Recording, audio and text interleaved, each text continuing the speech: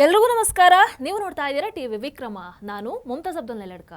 ವೀಕ್ಷಕರೇ, ಒಂದು ಕಡೆ ಪ್ರಿಯಾಂಕ ಖರ್ಗೆ ಅದೇ ಬಿ.ಕೆ. ಹರಿಪ್ರಸಾದ್ ಅವರಿಂದ ನಿರಂತರವಾಗಿ RSS ಅನ್ನ ಟಾರ್ಗೆಟ್ ಮಾಡ್ತಾ ಇರುವಂತದ್ದು, ಮತ್ತೊಂದು ಕಡೆ ಡಿ.ಕೆ. ಶಿವಕುಮಾರ್ ಅವರ ಸಾಫ್ಟ್ ಹಿಂದುತ್ವದ ಮುಖ ಕರ್ನಾಟಕ ಕಾಂಗ್ರೆಸ್ ಈಗ 2028ರ ಚುನಾವಣೆಯ ಬ್ಲೂ ಪ್ರಿಂಟ್ ಅನ್ನ ರೆಡಿ ಮಾಡ್ಕೊಂಡಿದ್ಯಾ?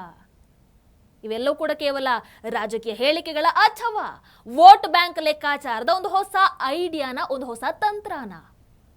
ಯಾಕೆ ಅಂತಂದ್ರೆ ನೋಡಿ, ಒಂದು ಕಡೆ ಡಿ.ಕೆ. ಶಿವಕುಮಾರ್ ಅವರು ಸನಾತನ ಧರ್ಮವನ್ನ ಎತ್ತಿ ಹಿಡಿತಾರೆ. ನಾನು ಹಿಂದೂ, ನನ್ನ ಧರ್ಮವನ್ನ ನಾನು ಫಾಲೋ ಮಾಡ್ತೀನಿ ಅನ್ನೋ ರೀತಿ ಇದ್ದಾರೆ. ಮತ್ತೊಂದು ಕಡೆ ನೋಡಿದ್ರೆ ಪ್ರಿಯಾಂಕ ಖರ್ಗೆ ಅವರಾಗಿರ್ಬೋದು, ಬಿ.ಕೆ. ಹರಿಪ್ರಸಾದ್ ಅವರಾಗಿರ್ಬೋದು, RSS ಅನ್ನ ನಿರಂತರವಾಗಿ ಟಾರ್ಗೆಟ್ ಮಾಡ್ತಾ ಇದ್ದಾರೆ. ದಿನ ಬೆಳಗಾದ್ರೆ RSS ಜಪ. ಡಿ.ಕೆ. ಶಿವಕುಮಾರ್ ಅವರು ಇದ್ಯಾವುದ್ರ ಬಗ್ಗೆ ಕೂಡ ತಲೆ ಕೆಡಿಸ್ಕೊಳ್ಳಲ್ಲ. ಒಂದು ದಿನಾನು ಇದ್ರ ಬಗ್ಗೆ ಮಾತಾಡಿಲ್ಲ. ಅವರ ಪಾಡಿಗೆ ಅವರು ತಮ್ಮ ಕೆಲಸವನ್ನು ಮಾಡ್ತಾ ಇದ್ದಾರೆ. ಸೊ ಒಂದು ಕಡೆ ಡಿ.ಕೆ. ಶಿವಕುಮಾರ್ ಅವರ ಸಾಫ್ಟ್ ಹಿಂದುತ್ವ, ಅಲ್ಲಿ ಹಿಂದುತ್ವದ ಒಂದು ವೋಟ್ ಬ್ಯಾಂಕ್ ಅನ್ನು ತೆಗೆದುಕೊಂಡು ಬರುವಂತಹ ಪ್ರಯತ್ನ. ಮತ್ತೊಂದು ಕಡೆ ಇವರಿಬ್ರು ಫುಲ್ ಅಟ್ಯಾಕ್ ಮೋಡಲ್ ಇದ್ದಾರೆ. ಮುಸ್ಲಿಂ ವೋಟ್ ಬ್ಯಾಂಕ್ ಭದ್ರ. ಸೊ ಎರಡು ಕಡೆ ಅದ್ಭುತವಾಗಿ ಬ್ಯಾಲೆನ್ಸ್ ಆಯಿತು ನೋಡಿ. ಈಗ ಕೃಷ್ಣ ಭೈರೇಗೌಡ ಅವರು ಗ್ರೇಟರ್ ಬೆಂಗಳೂರು ಅಭಿವೃದ್ಧಿ ಖಾತೆ ಅದ್ಭುತವಾಗಿ ಕೆಲಸ ಮಾಡ್ತಾ ಇದ್ದಾರೆ, ಇಲ್ಲ ಅಂತ ಹೇಳೋದಕ್ಕಾಗಲ್ಲ. ಫುಟ್ಪಾತ್ ಒತ್ತುವರಿ ಕಾರ್ಯಾಚರಣೆ ಆಗಿರ್ಬೋದು, ಎಲ್ಲವೂ ಜೋರಾಗಿ ನಡೀತಾ ಇದೆ. ನಮಗಿರುವಂತಹ ಪ್ರಶ್ನೆ, ಈ ಹಿಂದೆ ಇದೇ ಖಾತೆ ಯಾರ ಕೈಯಲ್ಲಿತ್ತು? ಡಿ.ಕೆ. ಶಿವಕುಮಾರ್ ಅವರ ಕೈಯಲ್ಲಿತ್ತು. ಅವತ್ತು ಯಾಕೆ ಈ ಕೆಲಸಗಳು ಆಗಿರಲಿಲ್ಲ? ಈಗ ಯಾಕೆ ಜೋರಾಗಿ ನಡೀತಾ ಇದೆ? GBA ಚುನಾವಣೆ ಹತ್ರ ಬರ್ತಾ ಇದೆ ಅನ್ನುವಂತಹ ಕಾರಣಕ್ಕ? ಗೊತ್ತಿಲ್ಲ. ವೀಕ್ಷಕರು, ಪ್ರಿಯಾಂಕ ಖರ್ಗೆ ಅವರು ಹೇಳ್ತಾರೆ, ರಾಮ ಮಂದಿರದ ದೇಣಿಗೆ ಕಳ್ಳತನದ ವಿಚಾರದಲ್ಲಿ RSS ಸಾರ್ವಜನಿಕವಾಗಿ ಕ್ಷಮೆಯನ್ನ ಕೇಳಬೇಕು ಅಂತ. ನೋಡಿ, ಫಸ್ಟು ಒಪ್ಕೋಬೇಕು ಅವರಿಂದ ತಪ್ಪಾಗಿದೆ ಅಂತ. ತಪ್ಪಾಗ್ಬಿಟ್ಟು ಸಾರ್ವಜನಿಕರಲ್ಲಿ ಕ್ಷಮೆ ಕೇಳಬೇಕು. ಅದ್ರ ಬಗ್ಗೆ ವಿಷಾದ ವ್ಯಕ್ತ ಅಲ್ಲ, ಡಿಸ್ಮ್ಯಾಂಟಲ್ ಮಾಡ್ಬೇಕು ನನ್ನ ಪ್ರಕಾರ ಅಂತ. Publicly you should apologise. ಮಿಕ್ಕಿದೆಲ್ಲ ಪಬ್ಲಿಕಲ್ಲೇ ಮಾಡ್ತಿರಲ್ಲ. ಮೋಹನ್ ಭಾಗವತ್ ಅವ್ರು ಏನು ಸ್ಟೇಟ್ಮೆಂಟ್ ಕೊಟ್ಟರು ಕೇರಳನಲ್ಲಿ, ನಾವೇನು ಮುಚ್ಚುಮರೆ ಮಾಡ್ತೀವ ಅಂತ. ಇದ್ಯಾಕೆ ಮುಚ್ಚುಮರೆ ಮಾಡ್ತಾ ಇದ್ದೀರಾ? ಮತ್ತೆ ಪಬ್ಲಿಕಲ್ಲಿ ಬಂದು ವಿ ಆರ್ ಎಕ್ಸ್ಟ್ರೀಮ್ಲಿ ಸಾರಿ, ಇವತ್ತೇನು ಕೋಟ್ಯಾಂತರ ಭಕ್ತಾದಿಗಳ ಮನಸ್ಸಿಗೆ ನೋವಾಗಿದೆ, ಘಾಸಿ ಆಗಿದೆ, ಅದಕ್ಕೆ ನಾವು ಕ್ಷಮೆ ಕೇಳ್ತೀವಿ ಅಂತ ಹೇಳಬೇಕು. ಯಾಕೆ ಕ್ಷಮೆಯನ್ನ ಕೇಳಬೇಕು? RSS ತಪ್ಪೇನಿದೆ? ಹಾಗಾದ್ರೆ ನಿಮ್ಮದೇ ಲಾಜಿಕ್ ಪ್ರಕಾರ ನಾನು ಹೇಳ್ತೀನಿ, ನಮ್ಮ ರಾಜ್ಯದಲ್ಲಿ ಗೃಹಲಕ್ಷ್ಮಿ ಹಣ 5,000 ಕೋಟಿ ನುಂಗಿದ್ರಲ್ವಾ, ನಮ್ಮ ಟ್ಯಾಕ್ಸ್ ಹಣ ರೀ. ಹಾಗಾದ್ರೆ ಕರ್ನಾಟಕ ಕಾಂಗ್ರೆಸ್ ಸಾರ್ವಜನಿಕವಾಗಿ ನಮ್ಮ ಹತ್ರ ಕ್ಷಮೆಯನ್ನ ಕೇಳ್ತೀರಾ? ಗ್ಯಾರಂಟಿ ಯೋಜನೆ ಹೆಸರಲ್ಲಿ ಸುಳ್ಳು ಹೇಳಿ ಅಧಿಕಾರಕ್ಕೆ ಬಂತಲ್ವಾ ಕರ್ನಾಟಕ ಕಾಂಗ್ರೆಸ್, ಅದಕ್ಕೆ ಕ್ಷಮೆಯನ್ನ ಕೇಳ್ತೀರಾ? ಆರಂಭದಲ್ಲಿ ನನಗೂ ಫ್ರೀ, ನಿನಗೂ ಫ್ರೀ, ಮಹಾದೇವಪ್ಪನಿಗೂ ಫ್ರೀ, ಕಾಕಾ ಪಾಟೀಲನಿಗೂ ಫ್ರೀ, ಎಲ್ಲರಿಗೂ ಫ್ರೀ ಅಂತಂದ್ರಿ. ಅಧಿಕಾರಕ್ಕೆ ಬಂದ ನಂತರ ಗೃಹಲಕ್ಷ್ಮಿ ಹಣದ ವಿಚಾರದಲ್ಲಿ ಅರ್ಜಿ ಹಾಕಿದವರಿಗೆ ಮಾತ್ರ ಹಣ ಹಾಕ್ತೀವಿ ಅಂತಂದ್ರಿ. ಅದಾಗಿ ಈಗ ಅರ್ಹ ಫಲಾನುಭವಿಗಳಿಗೆ ಮಾತ್ರ ಹಣವನ್ನು ಕೊಡ್ತೀವಿ ಅಂತಂದ್ರಿ. ಹಾಗಾದ್ರೆ ದಿನಕ್ಕೊಮ್ಮೆ, ನಿಮಿಷಕ್ಕೊಮ್ಮೆ ಮಾತನ್ನ ಬದಲಾಯಿಸುವಂತಹ, ತಮ್ಮ ಪರಿಸ್ಥಿತಿಗೆ ತಕ್ಕ ಹಾಗೆ ಬದಲಾಗುವಂತಹ, ಅಧಿಕಾರಕ್ಕೋಸ್ಕರ ರಾಜ್ಯದ ಜನರ ನಂಬಿಕೆಗೆ ದ್ರೋಹವನ್ನು ಬಗೆದಂತಹ, ನಮ್ಮ ರಾಜ್ಯದ ಜನರ ತೆರಿಗೆ ಹಣವನ್ನು ತಿಂದಂತಹ ಕರ್ನಾಟಕ ಕಾಂಗ್ರೆಸ್ ಕ್ಷಮೆಯನ್ನ ಕೇಳತ್ತಾ? ವೀಕ್ಷಕರು, ಪ್ರಿಯಾಂಕ ಖರ್ಗೆ ಅವರು ಹೇಳ್ತಾರೆ, ಸಾವರ್ಕರ್ ಜಿ ಅವರು ಬಹಳ ಸಲ ಕ್ಷಮೆಯನ್ನ ಕೇಳಿದ್ದಾರೆ. ಹಾಗಾಗಿ RSS ಕನಿಷ್ಠ ಒಂದು ಬಾರಿಯಾದ್ರೂ ಸಾರ್ವಜನಿಕವಾಗಿ ಬಂದು ಕ್ಷಮೆಯನ್ನ ಕೇಳಬೇಕು. ಪ್ರಿಯಾಂಕ ಖರ್ಗೆ ಅವರೇ, ನಿಮಗೆ ಗೊತ್ತಿದ್ಯೋ ಇಲ್ವೋ, ನಿಮ್ಮ ನಾಯಕ ರಾಹುಲ್ ಅವರು ಬಹಳಷ್ಟು ಬಾರಿ ಕ್ಷಮೆಯನ್ನ ಕೇಳಿದ್ದಾರೆ. ಅಲ್ಲ, ನಿಮಗೆ ಹೇಳುವಷ್ಟು ದೊಡ್ಡ ಜ್ಞಾನಿ ನಾನಲ್ಲ, ನಿಮ್ಮನ್ನ ಆ ವಿಚಾರದಲ್ಲಿ ಯಾರು ಬೀಟು ಮಾಡೋಕ್ಕಾಗಲ್ಲ. ಆದರೂ ಯಾಕೋ ಹೇಳೋಣ ಅಂತ ಅನ್ನಿಸ್ತು. ಮೋದಿ ಸರ್ಕಾರದ ಮೇಲೆ ರಫೇಲ್ ಡೀಲ್ನಲ್ಲಿ ಹಗರಣ ನಡೆದಿದೆ ಅನ್ನುವಂಥ ಆರೋಪವನ್ನ ಮಾಡಿದ್ರು, ಸಾರಿ ಕೇಳಿದ್ರು. ಚೌಕಿದಾರ್ ಚೋರ್ಹೆ ಅಂತಂದ್ರು, ಸಾರಿಯನ್ನ ಕೇಳಿದ್ರು. ಎಲ್ಲರ ಕಳ್ಳರ ಸರ್ ನೇಮ್ ಮೋದಿ ಯಾಕೆ ಇರುತ್ತೆ ಅಂತ ಹೇಳಿದ್ರು, ಸಾರಿ ಕೇಳಿದ್ರು. ಅದರಲ್ಲಿ ಸೂರತ್ ಕೋರ್ಟ್ ರಾಹುಲ್ ದೋಷಿ ಅಂತ ತೀರ್ಪು ಬೇರೆ ಕೊಟ್ಟಿತ್ತು. 2 ವರ್ಷ ಜೈಲು ಶಿಕ್ಷೆ ಕೂಡ ವಿಧಿಸಿತ್ತು. ಅದರಿಂದಾನೇ ಅಲ್ವಾ ಮಾರ್ಚ್ 2023ರಲ್ಲಿ ಅವರ ಲೋಕಸಭಾ ಸದಸ್ಯತ್ವ ರದ್ದಾಗಿದ್ದು. ಅದರ ಕೊನೆಗೆ ಸುಪ್ರೀಂ ಕೋರ್ಟ್ ಆ ಶಿಕ್ಷೆಯನ್ನು ಸ್ಥಗಿತಗೊಳಿಸುತ್ತೆ. ಸಾರಿ ಕೇಳಿದ್ರು. 2014ರಲ್ಲಿ ಮಹಾತ್ಮ ಗಾಂಧಿ ಹತ್ಯೆಯಲ್ಲಿ RSS ಕೈವಾಡ ಇದೆ ಅಂತಂದ್ರು, ಸಾರಿ ಕೇಳಿದ್ರು. ಬಿಜೆಪಿ ಕಾರ್ಯಕರ್ತರನ್ನ ಗೂಂಡಾಗಳು ಅಂತ ಕರೀತಾರೆ, ಸಾರಿ ಹೇಳ್ತಾರೆ. ಮೋದಿ ಖೂನ್ ಕಿ ದಲ್ಲಾಳಿ ಅಂತ ಹೇಳ್ತಾರೆ, ಸಾರಿ ಕೇಳ್ತಾರೆ. ಚೈನಾ ನಮ್ಮ ಭೂಭಾಗವನ್ನ ಆಕ್ರಮಿಸಿಕೊಂಡಿದೆ ಅಂತ ಸುಳ್ಳು ಹೇಳ್ತಾರೆ. ಕೊನೆಗೆ ಕೋರ್ಟ್ ಭಾರತೀಯನಾಗಿ ಹೇಳುವಂತ ಮಾತಾಯಿತು ಅಂತ ಕ್ಲಾಸ್ ತಗೊಳುತ್ತೆ. 2018ರಲ್ಲಿ ಮಧ್ಯಪ್ರದೇಶದ ಚುನಾವಣಾ ರ್ಯಾಲಿಯಲ್ಲಿ ಪನಾಮಾ ಪೇಪರ್ ಲೀಕ್ ಪ್ರಕರಣದಲ್ಲಿ ಕಾರ್ತಿಕೇಯ ಸಿಂಗ್ ಅವರ ಹೆಸರು ಕೂಡ ಇದೆ ಅಂತ ಸುಳ್ಳು ಹೇಳ್ತಾರೆ. ಮತ್ತೆ ಇತ್ತೀಚೆಗೆ ಆ ವಿಚಾರದಲ್ಲಿ ಸಾರಿ ಕೇಳ್ತಾರೆ. ನೋಡಿ, ಇಷ್ಟು ಅದ್ಭುತವಾದಂತಹ ಸಾರಿ ಇತಿಹಾಸ ಇದೆ ನಿಮ್ಮ ನಾಯಕನದ್ದು. ಹಾಗಿರುವಾಗ ನೀವು ನಮ್ಮ ರಾಜ್ಯದಲ್ಲಿ ತೆರಿಗೆದಾರರ ಹಣವನ್ನು ತಿಂದು ತೆಗೆದಕ್ಕೆ ಒಂದು ಬಾರಿಯಾದ್ರೂ ಕ್ಷಮೆಯನ್ನು ಕೇಳದಿದ್ರೆ ಹೇಗೆ? ಕಾಂಗ್ರೆಸ್ ಒಂದು ಬಾರಿಯಾದ್ರೂ ಕ್ಷಮೆಯನ್ನು ಕೇಳಬೇಡವಾ? ಹೆಂಗ ನಂಬೋದು ಯಾರ್ಯಾರು ಎಷ್ಟೆಷ್ಟು ನುಂಗಿದ್ದಾರೆ ಅಂತ? ಸಾರಿ ಕೇಳಬೇಕಲ್ವಾ? ಅದೆಲ್ಲ ಹೋಗ್ಲಿ, ನಿಮ್ಮ ನಾಯಕ ಎಲ್ಲಿದ್ದಾರೆ ಪ್ರಿಯಾಂಕ ಖರ್ಗೆ ಅವರೇ? ನೀವು ಪ್ರತಿದಿನ RSS ಈ ಜಪ ಮಾಡೋದ್ರಲ್ಲಿ ನಿಮ್ಮ ನಾಯಕನನ್ನ ಮರೆತೇ ಬಿಟ್ರಾ ಹೇಗೆ? ಎಲ್ಲಿದ್ದಾರೆ? ನಾಪತ್ತೆ ಆಗಿಬಿಟ್ಟಿದಾರಲ್ವಾ? ಕಾಣಿಸ್ತಾನೇ ಇಲ್ಲ. ಏನೋ ಈಗ ಬರ್ತಾ ಇದ್ದಾರೆ ಅನ್ನುವಂಥ ಮಾಹಿತಿ ಇದೇನು ಬಂದಿಲ್ಲ, ಭಾರತಕ್ಕಿನ್ನೂ ತಲುಪಿಲ್ಲ. ನೀವು ಮೋದಿ ವಿದೇಶಕ್ಕೆ ಹೋಗೋದ್ರ ಬಗ್ಗೆ ಮಾತಾಡ್ತೀರಾ, ಮೋದಿಜಿ ರೀಲ್ಸ್ ಮಾಡೋದಕ್ಕೆ ವಿದೇಶಕ್ಕೆ ಹೋಗ್ತಾರೆ ಅಂತ. ರಾಹುಲ್ ಅವ್ರು ಯಾಕೆ ಹೋಗ್ತಾರೆ ಸರ್? ಮೋದಿ ಹೋಗಿದ್ದು ಯಾಕೆ ಅನ್ನುವಂಥದ್ದು ಪ್ರತಿದಿನ ನೋಡ್ತಾನೆ ಇದ್ದೀರಾ.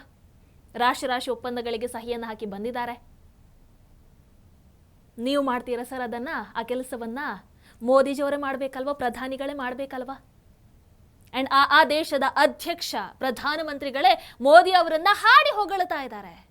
ಇರ್ಲಿ, ಅದೆಲ್ಲ ನಿಮಗೆ ಪಾಪ ಕಾಣಿಸಲ್ಲ. ಇರ್ಲಿ, ಪ್ರತಿದಿನ ಸುದ್ದಿಯಲ್ಲಿ ಇರೋದಕ್ಕೆ RSS ಬಗ್ಗೆ ಮಾತಾಡುವಂತಹ ನೀವು ರಾಹುಲ್ ಅವರು ಯಾಕೆ ವಿದೇಶಕ್ಕೆ ಹೋಗ್ತಾರೆ ಅಂತ ಹೇಳಬೇಕಲ್ವಾ?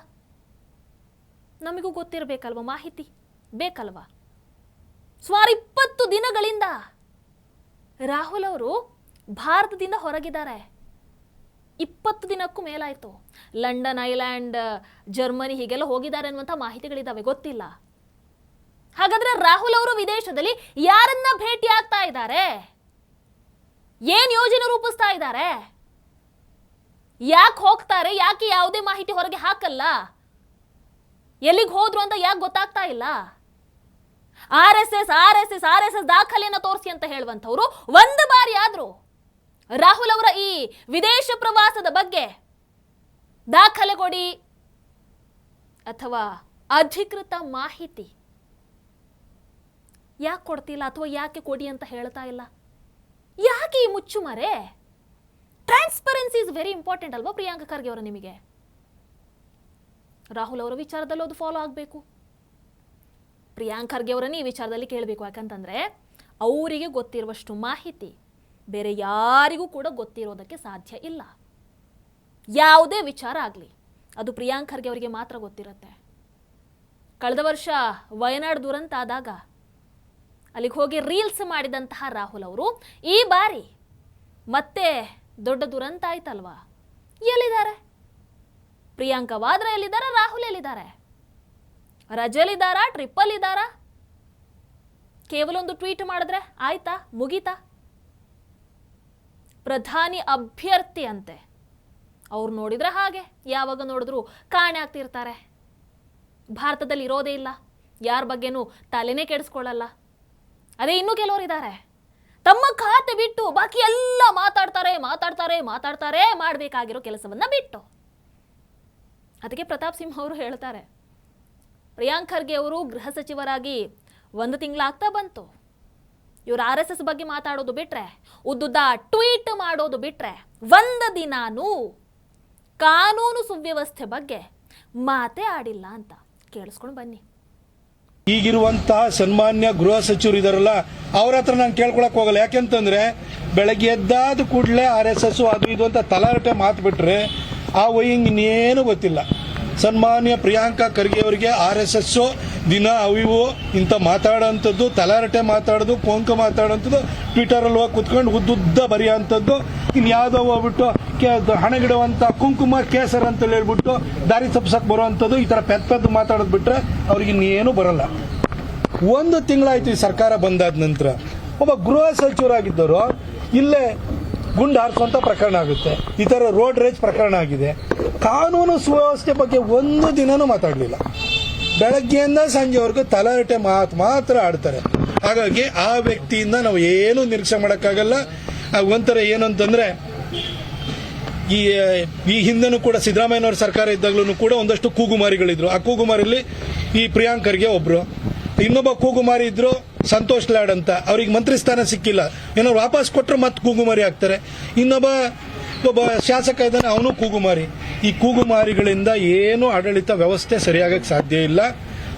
ವೀಕ್ಷಕರು, ಜೂನ್ 3ನೇ ತಾರೀಕು ಡಿ.ಕೆ. ಶಿವಕುಮಾರ್ ಅವರು ಮುಖ್ಯಮಂತ್ರಿಯಾಗಿ 13 ಸಚಿವರ ಜೊತೆಗೆ ಪ್ರಮಾಣ ವಚನವನ್ನು ಸ್ವೀಕಾರ ಮಾಡ್ತಾರೆ. ಈಗ 1 ತಿಂಗಳ ಮೇಲಾಯಿತು. ರಾಜ್ಯ ಸಚಿವ ಸಂಪುಟದಲ್ಲಿ 20 ಸಚಿವ ಸ್ಥಾನಗಳು ಇನ್ನೂ ಖಾಲಿದಾವೆ. ಶಾಲೆ ಪ್ರಾರಂಭ ಆಗಿದೆ. ನಮ್ಮ ರಾಜ್ಯದಲ್ಲಿ ಶಿಕ್ಷಣ ಮಂತ್ರಿ ಇನ್ನೂ ಇಲ್ಲ. ಇಂಥ ಕೆಲವು ಸಮಸ್ಯೆಗಳಿದ್ದಾವೆ. ಇವರಿಗೆ ಪಾಪ ರಾಹುಲ್ ಇಲ್ಲ.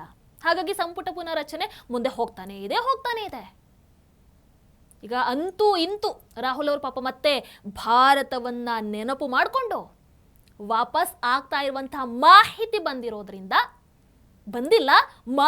ಬಂದಿರೋದ್ರಿಂದ ಸಚಿವ ಸಂಪುಟ ವಿಸ್ತರಣೆ ಮಾತು ಬಹಳ ಜೋರಾಗಿ ಕೇಳಿಸ್ತಾ ಇದೆ. ಬಂದ ಮೇಲೆ ಕಾಂಗ್ರೆಸ್ ಹೈಕಮಾಂಡ್ ಬಹುಶಃ ವಿಚಾರದಲ್ಲಿ ಅಂತಿಮ ನಿರ್ಧಾರ ತಗೊಳ್ಬಹುದು ಏನೋ. ಇದರ ಬಗ್ಗೆ ಯಾಕೆ ತಲೆ ಕೆಡಿಸ್ಕೊಳ್ಬೇಕಲ್ವ ಪ್ರಿಯಾಂಕ ಖರ್ಗೆ ಅವರೇ?